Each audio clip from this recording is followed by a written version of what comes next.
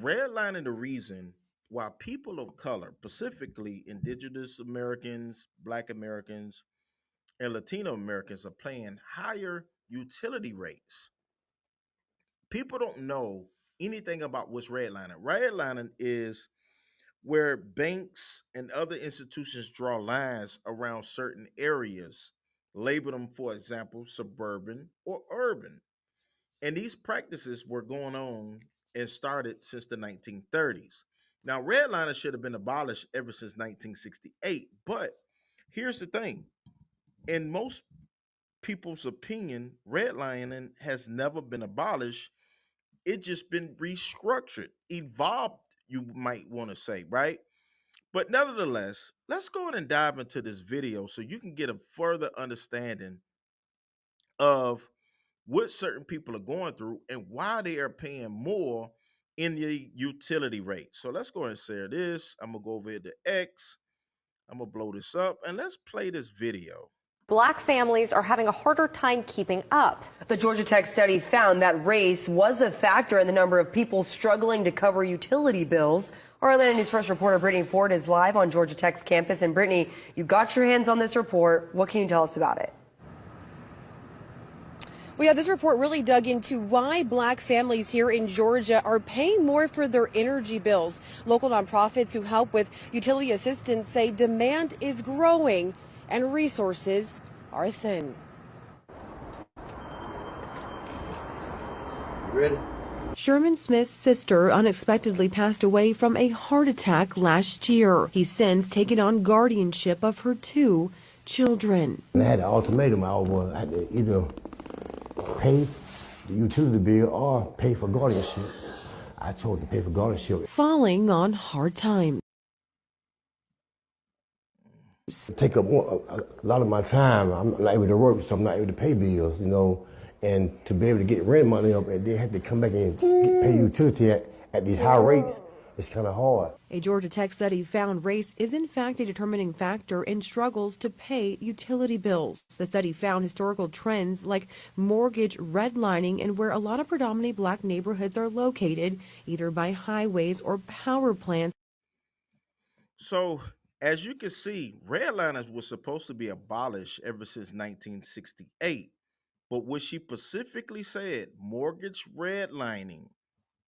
I did a video yesterday where it discussed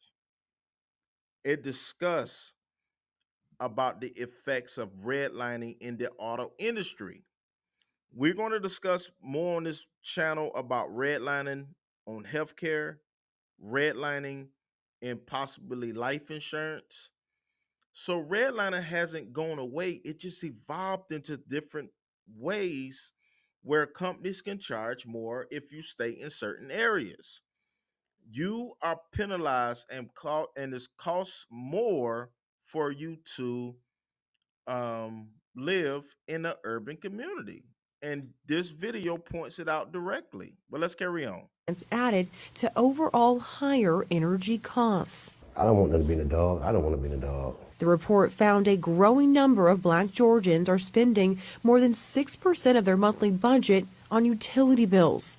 Black households with children, elderly, or headed by a woman at higher risk of falling behind. I've seen it for actually like 35 cents. They were disconnected. David Lee Madison is with Emmaus House, a local nonprofit who offers utility assistance. In the past year, we've probably had about a 75% increase across the board for all of our services. But when you look at utility, it's about 50%. A resource that's become a lifeline for those facing this disparity head on. Without this place right here, I wouldn't be able to pay. Bills wouldn't got paid. Now, the study found changes to state and federal housing solutions as urgent solutions to the matter. If you need help with your utility bill, we have a full list of resources on our website. You can find that by heading to atlantanewsfirst.com. All right, so let's go and read just a little bit more so you can understand. This article is from September 6, 2022, and it's one of many. I don't want to go into article after article, but it's definitely something that you should definitely understand. right? And before we go further, please like this video, share this video so people can get a full understanding on how corporate America can charge more in certain instances. And like I said again, I already did a video how redlining defined the wage gap between certain ethnic groups, for example, white Americans in suburban areas, black Americans in urban areas, how the wage gap was so immense. So, like this video, share this video. All right, so how redlining exacerbates utility shutoffs. People might say, oh, these people don't make the money, they don't have the money, this, that, and the third, however you want to look at it. But it's something that you really, really got to look at.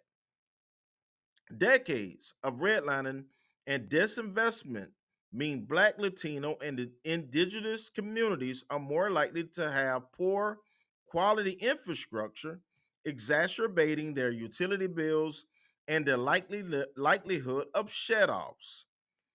A liberal think tank report suggests several executive actions that President Biden can take to further reduce greenhouse gas emissions beyond the Inflation Reduction Act's likely cuts. White House climate advisor Gina McCarthy will leave her. Well, we don't have to read none of that.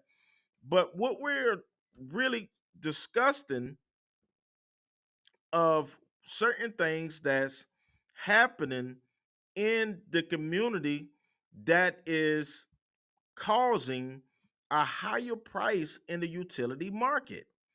It is a fact, right? People in certain communities are paying more money than people in other communities. Let's look at this. This is another article, right?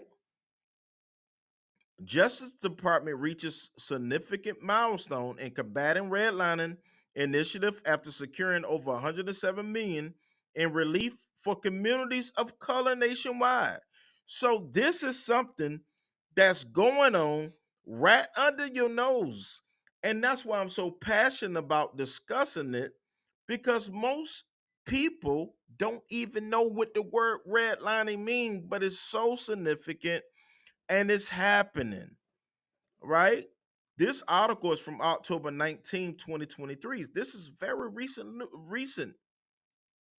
The Justice Department announced today that its combating redlining initiative has secured over 107 million in relief for communities of color nationwide that have experienced lending discrimination by banks or other mortgages lending businesses.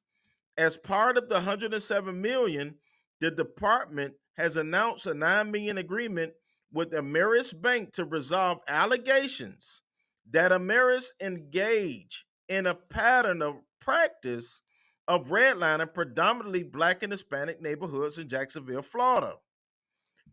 Redlining is a legal practice in which lenders avoid providing credit services to individuals living in or seeking to live in communities of color because of race, color, or national origin of the residents in those communities.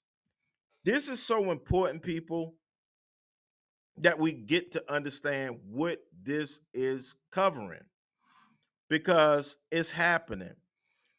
Uh, as today's case makes clear, redlining is not just a relic of the past, said Attorney General Merrick B. Garland. This is why 2 years ago this month, the Justice Department launched our Combating Redlining Initiative. So this is happening. The government knows that it's happening. And if the government has to fight it, then you already know that they know what's happening, right? All right. And that initiative will have secured more than 100 million for communities across the country that have been harmed by discriminatory lending practices. This work is just the beginning. The Justice Department currently has over 24 active investigations into redlining spanning neighborhoods across the country, right? So we're not going to read all of this. Another company that engaged in redlining very recently, very, very recently is Navy Federal Credit Union.